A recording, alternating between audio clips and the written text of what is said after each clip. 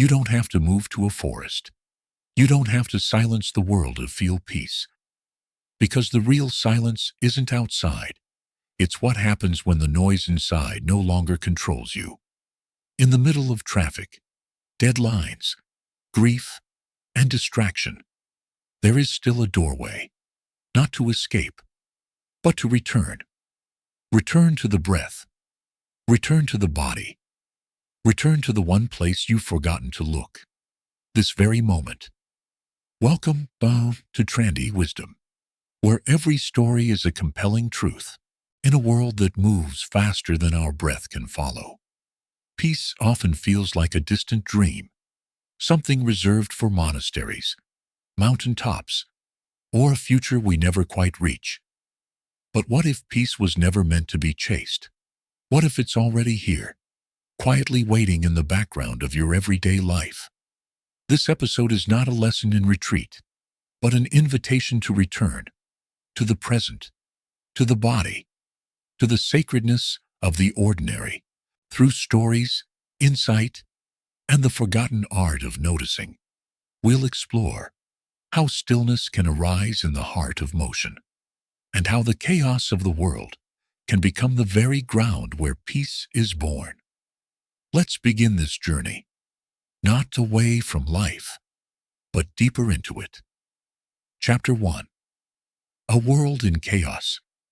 But where is peace really found? The city doesn't sleep anymore.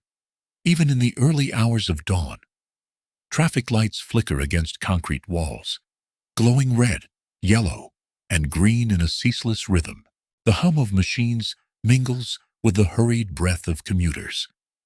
There is no pause, no silence, only the constant motion of bodies moving towards something, deadlines, obligations, achievements.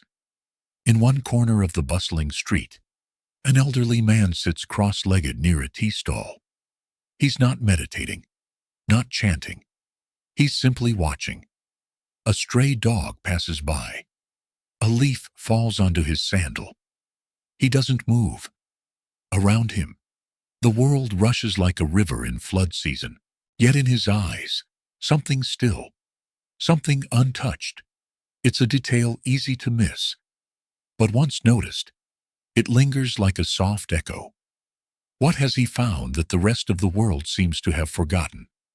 Modern life is engineered for acceleration. The faster you can achieve, the more efficient you are perceived. Peace, in this structure, becomes a luxury, postponed for retirement, or for a brief escape in a mountain retreat, or perhaps only in the imagined afterlife. The working mother, the overburdened student, the fatigued worker, they are all taught to believe that peace is elsewhere, somewhere quieter, somewhere better. And so, we run. We run to yoga studios, hoping a 1-hour class will undo the damage of months of stress. We run to the beach, chasing sunsets with the same anxious speed that we bring to boardrooms.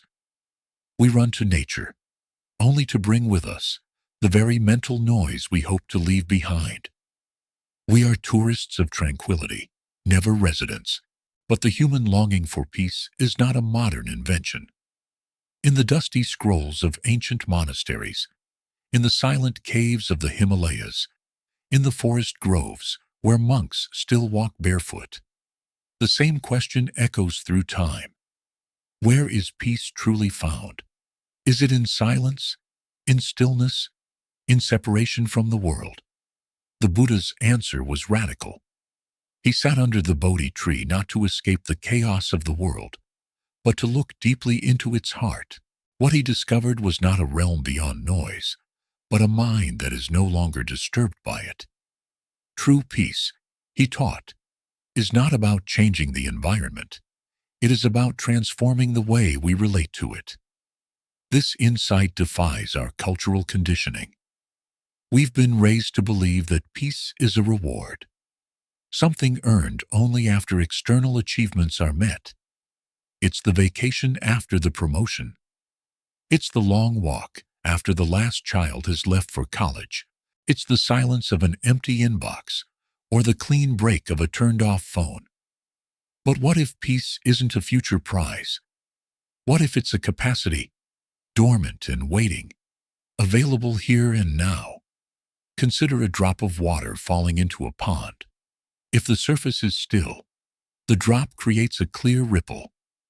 But if the surface is already disturbed, the drop is lost in the noise.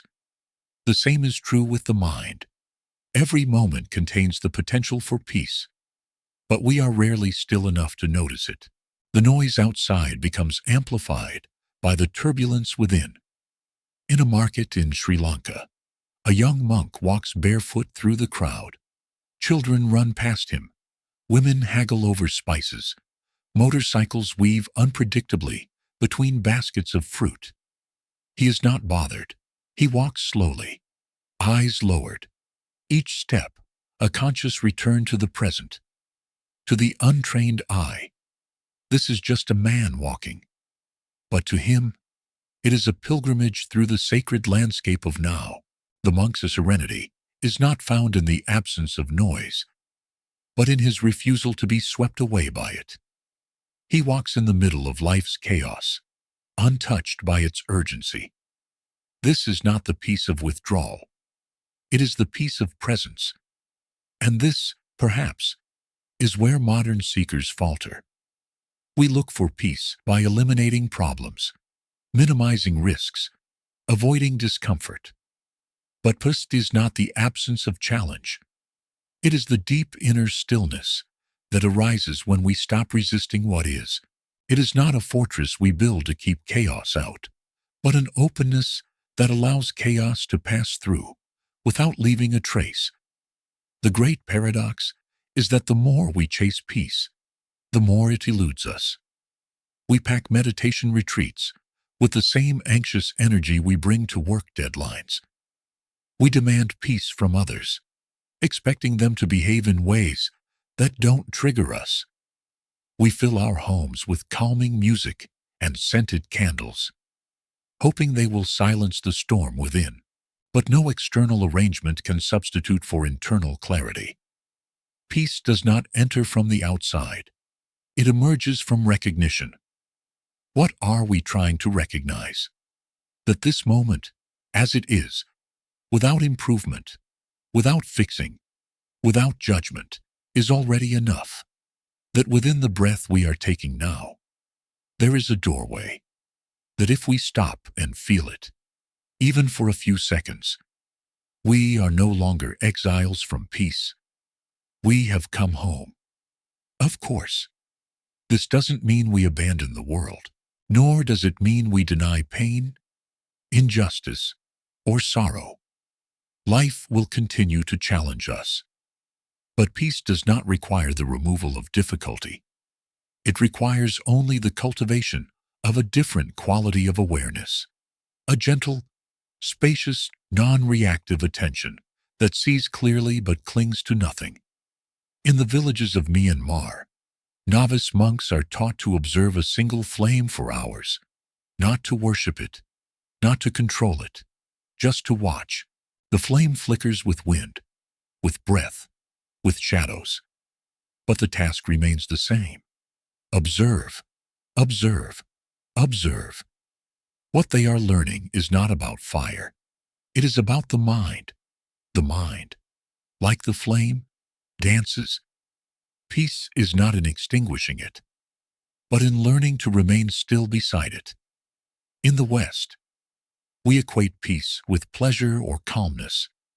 But in Buddhist thought, peace, santi, is deeper than emotion. It is not a feeling. It is a state of being, a quiet knowing that arises when the mind is no longer pulling toward desire or pushing against aversion. It is freedom, not from life, but within it. So where, then, is peace truly found? Not in silence, though silence can help. Not in solitude, though solitude may guide us inward. Not in achievement, though noble work has its place. Peace is found in how we meet the present, in the tone of our breath, in the pause between thoughts in our willingness to stop running and simply rest in what is already here. The man sitting near the tea stall, unmoved by the rush around him, has not left the world. He is in it, fully. But his gaze is different. He is not hunting peace. He is remembering it. And maybe, just maybe, so can we. Chapter 2. The Art of Returning. Presence in the Ordinary. The sound of running water fills the kitchen as steam rises from a sink of warm, soapy dishes outside the window. Morning light filters through a curtain of leaves, the clinking of bowls, the rhythmic motion of hands in water. It is a scene so mundane, so forgettable, that most of us pass through it without thought. And yet, in this very moment, a revolution of awareness is possible. Presence does not arrive with grandeur. It slips quietly into the room, often unnoticed. It does not demand incense or mantras. It does not require a temple. In fact, it asks only this, that we stop, truly stop, and return to where we are. In the highlands of northern Thailand, a woman begins her day by boiling rice. She does not hurry. The firewood is arranged carefully. The pot is balanced just so. Each grain is rinsed with the same attention a jeweler might give to gemstones. For her, this is not just cooking. It is a prayer. It is mindfulness in its raw, living form, direct, sensory, unadorned. Centuries ago, the Buddha taught that the path to awakening does not lie in escape from the world, but in deeper contact with it. He did not instruct his followers to flee the village, but to walk through it slowly. He did not ask them to banish thought, but to notice it, rise, peak, dissolve. In his most practical teachings, the Satipatthana Sutta, he spoke not in riddles, but in verbs, walking, standing, eating, lying down. These, he said, were opportunities for awareness. But what does it mean to return to the present? To return is not a physical act, though it may involve pausing or breathing or slowing the body. To return is to remember that life isn't happening later. It is not waiting for you in the next conversation or at the end of your to-do list. Life is happening in the tension of your shoulders, in the sip of water on your tongue, in the sound of a bird calling from somewhere you cannot see. This is not a philosophical idea. It is an embodied truth, and it begins with practice. In Kyoto, a young man sits on a park bench during his lunch break. He has 10 minutes before the next train. Normally, he scrolls through his phone, half listening to the noise of the city. But today, for reasons he cannot quite name, he puts the phone down. He listens, not just hears, but listens. A distant bell, the rustling of fabric as someone walks past, the spunky electric hum of the street lamp overhead. He breathes, and in that breath, the noise of the world does not disappear. It opens. The street is no longer background static. It is a living, breathing organism. For the first time that day, he feels rooted, like a tree that has just remembered it, has roots. That moment is not long, but it is real, and it is enough to shift the tone of his entire day. The art of presence is not about performance. It is not about being calm, or looking serene, or always knowing what to say. Presence is raw. It is what happens when the mask falls off, when the autopilot is shut down. It is what happens when you actually taste the food in your mouth instead of rushing to swallow. When you notice the look in someone's eyes instead of rehearsing your reply. It is, above all, a form of honesty, a reckoning with reality as it is, not how you wish it to be, or fear it might become. In the forests of Sri Lanka, monks often walk barefoot, not because they are forbidden shoes, but because they want to feel the earth. Every stone, every leaf, every grain of soil is a message. You are here. You are alive. The ground beneath you is not theoretical. It is immediate. It supports your every step. In the West, mindfulness has become a trend, a therapy, a product, even a marketing slogan. But in its original form, it is something far more intimate. It is a return to the body, the breath, the moment. It is the remembering of life in its smallest, most precious details. And here's the paradox. The more ordinary the moment, the more sacred it can become. A father ties his daughter's shoelaces and looks into her eyes without distraction. A chef stirs a pot of soup without checking the clock. A retiree waters her plants with both hands, feeling the weight of the can, hearing the soft hiss of moisture meeting dry earth. These moments do not announce themselves as important. They do not seek applause. But within them lies the still heart of existence, the vast peace of things just being what they are. Why do we flee this simplicity? Because it requires vulnerability. To be fully present is to be open. To joy, yes, but also to discomfort. When we stop running, we must face the ache in our spine, the worry in our chest, the loneliness hidden beneath busyness. Presence asks us to meet our lives without armor, and that is not always easy. But it is necessary. For in that raw encounter with what is, a strange kind of freedom emerges. Not the freedom to control, but the freedom to see clearly, to choose, to love. In a small village in Laos, children play in the river at dusk. Their laughter echoes across the water. A grandmother watches from a stone step, holding a bowl of rice in her lap. She is not scrolling, not talking, not trying to improve the moment. She's simply there. No effort, no escape, only presence. And this is what modern life forgets. That presence is not something we need to add. It is what remains when we stop subtracting ourselves from the moment. When we stop editing life, filtering it, numbing it. Presence is what's left when we finally agree to show up. There is nothing new to learn, no technique more powerful than attention. Take a breath. You are already in the temple. Walk across the room.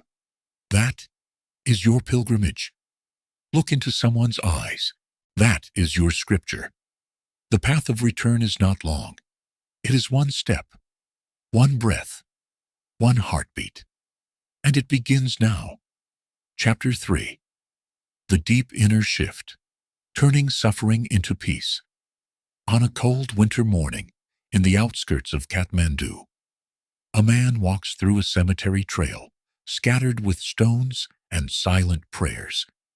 His breath rises in small clouds. The sky is overcast, but not heavy. A thin fog hangs just above the ground, like a memory reluctant to dissolve. In his hands, he carries a single marigold garland and a photograph wrapped in faded cloth. The photo is of his younger brother smiling, alive, taken before the avalanche came down the Annapurna. There is no ceremony today, no priest, no gathering, just the quiet act of a man returning to a place that once tore him apart. But something has changed. His shoulders are not hunched as they were a year ago. His steps are not trembling. There is grief, yes, but also a clarity, like a sky that has just been washed by rain. What changed? To the world outside, suffering is often seen as a failure of luck or fate. It is something to be avoided, escaped, numbed, or explained. And in modern culture, where happiness is a product sold by algorithms and marketed in bright colors, suffering has become almost taboo. We fear it, as if it were a contagion.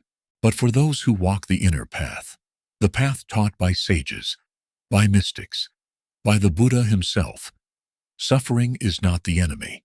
It is the teacher.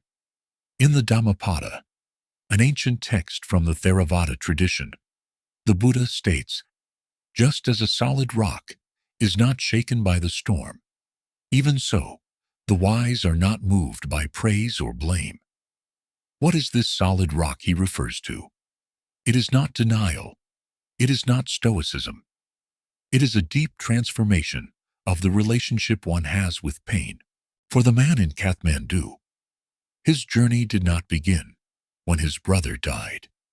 It began months later, in the quiet hours when the pain did not subside, when distraction no longer worked, when he found himself sitting on the floor of his apartment, watching the light shift across the wall, realizing that he could not outrun sorrow.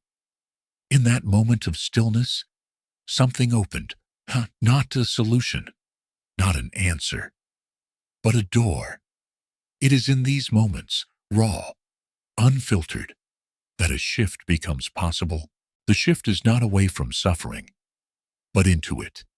It is a surrender, not of defeat, but of resistance. And this surrender is not passive. It is a fierce willingness to face life as it is, to allow pain to be seen, heard, and eventually understood. In a Zen monastery in upstate New York, a woman who lost her child to illness spends her days in silence. For the first months, she cried during meditation. Her body shook. No mantra could soften the blow. And yet, she kept sitting, kept breathing, kept facing the void that had swallowed her world. Over time, the quality of her grief changed, not because it disappeared, but because it no longer owned her. She began to see its shape, its texture, its rhythm. Grief became not a prison, but a path, a terrain she could walk with eyes open. This is the deep inner shift. It is not the absence of suffering. It is the birth of intimacy. In the Four Noble Truths, the Buddha does not promise a life without hardship.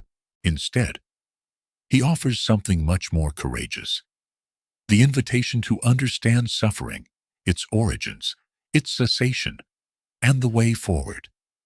The first step is not avoidance, it is recognition. There is suffering, he says. It is the most honest sentence in human history. We suffer not simply because pain exists, but because of our reaction to it. We resist, cling, deny, suppress. We fear the impermanence of all that we love. We grasp for control in a world built on change. And in that grasping, we suffer twice, once from the pain itself, and once more from the refusal to feel it. But what happens when we meet suffering with presence? In a rural village in Cambodia, an elderly woman tends to her garden, even after losing 2 sons to war. Her hands are weathered, her face lined. But when she speaks, it is not with bitterness. "They are part of me still," she says, pointing to the flowers. "They bloom here." She does not romanticize suffering. She does not use spiritual platitudes. But she has, over years, made peace with what is. And in that peace, there is power, not loud, but enduring. The transformation from pain to peace does not occur in a single epiphany. It is a slow softening, a repeated willingness to return, again and again, to the site of the wound, not to reopen it, but to understand it, to sit beside it as one might sit beside a fire, not too close, not too far, feeling its heat, watching its dance. This shift also requires compassion, not just toward others, but toward oneself. Often, we speak to ourselves in the cruelest voices. "You should be over this by now. You're too sensitive. Why can't you move on? These voices do not heal. They harden. And where there is hardness, peace cannot grow. In the forests of Vietnam, monks practicing in the mindfulness tradition are taught to cradle their suffering like a baby, not to fix it, not to silence it, but to hold it gently, to say, I see you, I'm here. This is not weakness. It is the beginning of healing, because suffering is not a punishment. It is part of the human curriculum. And when met with mindfulness and compassion, it becomes fertile ground. The man in Kathmandu did not erase his grief. He integrated it. He carried his brother not as a weight, but as a presence. The trail he walks each year is not a ritual of mourning. It is a vow to remember that love does not end where the body does. And in this remembrance, there is peace, not because life became easier, but because he became deeper. This is the inner revolution, not a change in circumstance, but a transformation in vision, a shift from fear to awareness, from resistance to acceptance, from reaction to response. And in that shift, we discover that peace is not a place we arrive at when suffering ends. It is the way we walk through it, step by step, breath by breath, heart open. Chapter 4. Living Peacefully in a Restless World. The Quiet Revolution. The street is loud. Motorbikes weave between delivery trucks. Shopkeepers shout over one another, and the scent of exhaust mixes with fried dough and ripe fruit. But inside the small tea stall, tucked behind a metal gate in downtown Mumbai, a woman places 2 clay cups on the counter. Her movements are unhurried. Her breath is steady. She does not flinch at the noise outside. For her, the boiling of water, the steeping of leaves, the pouring of chai is not just a task. It is a ceremony. She doesn't speak of mindfulness. She doesn't use the word peace. But something about the way she moves makes you stop and notice your own breath. In a world wired for urgency, where headlines scream and devices vibrate with every passing minute, the most radical act may be to live quietly, on purpose, not with indifference or withdrawal, but with presence so full that it spills into everything: how we walk, how we eat, how we answer the phone, how we look into another's eyes. This is the quiet revolution. It isn't announced. It doesn't trend. But it changes everything. It begins not in temples or retreats, but in grocery store lines, office elevators, and kitchen sinks. It begins in how we meet ordinary life, not in grand declarations, but in small choices made again and again. A nurse slows her breath before entering a patient's room. A father kneels to tie his child's shoe without checking his watch. A grocery clerk, despite back pain and long hours, greets the next customer with real kindness.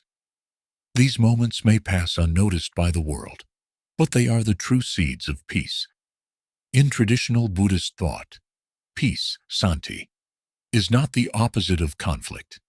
It is the absence of grasping, the absence of aversion, the absence of distraction.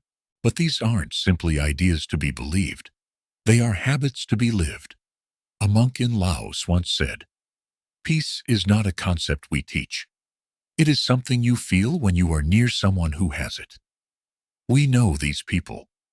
Sometimes we've met them unexpectedly, in the form of a stranger who helped us without fanfare, or an elder who listens more than speaks. Their presence does not dominate the room, but it anchors it. They do not need to prove anything. Their authority is in how they embody stillness. And what they teach, without words, is this: you don't need to run to be free. You can be still and still be alive. This stillness is not lethargy. It is not inaction. It is a kind of engaged serenity. It allows you to feel the world without drowning in it, to hold the complexity of modern life without tightening your grip.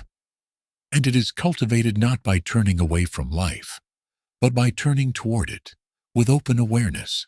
At a hospital in Manila, a doctor keeps a small photo of her grandmother on her desk. Before seeing patients each morning, she closes her eyes for 30 seconds and breathes. She does not meditate for hours. She does not wear prayer beads. But she brings full attention into every room she enters. When I'm present, she says, I make fewer mistakes. But more than that, people feel safer. Her practice is not about her. It is about creating space where others can rest, even amid illness. This is how peace becomes service. Not abstract, not poetic, but tangible and intimate. It shows up as presence, as steadiness, as compassion that listens more than it speaks. And when enough people begin to live this way, something shifts, not in the sky, not in politics, but in the invisible fabric of human connection. In a coastal village in southern Italy, an old man tends to his vineyard. The sea is nearby, but he rarely visits it. He wakes before sunrise, sings to the vines as he prunes them, and eats lunch with the same tablecloth his wife sewed 30 years ago. There is no rush, no retirement plan. He has known sorrow, lost siblings, years of poverty, a war, but he is not bitter. When asked why he seems so content, he shrugs and says, because I don't live ahead of myself. To live peacefully in a restless world is not to isolate from it, but to remember that we are not its prisoners. We are participants, and with participation comes power, not to control everything, but to influence how we respond to it. It is tempting to think peace means silence, or the absence of discomfort. But real peace can sit inside discomfort. Real peace can stay steady through tears. It does not mean we stop grieving. It means grief no longer rules us. It does not mean we stop acting.